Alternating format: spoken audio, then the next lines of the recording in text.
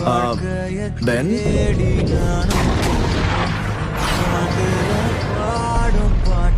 ஏன் பென் எதுவுமே பண்ணாம அப்படியே நிக்கிறான்?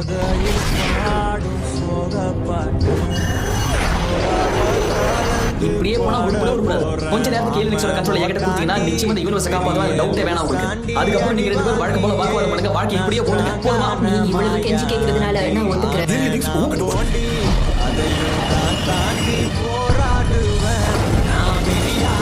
அதிர்ச்சியா இருக்கா?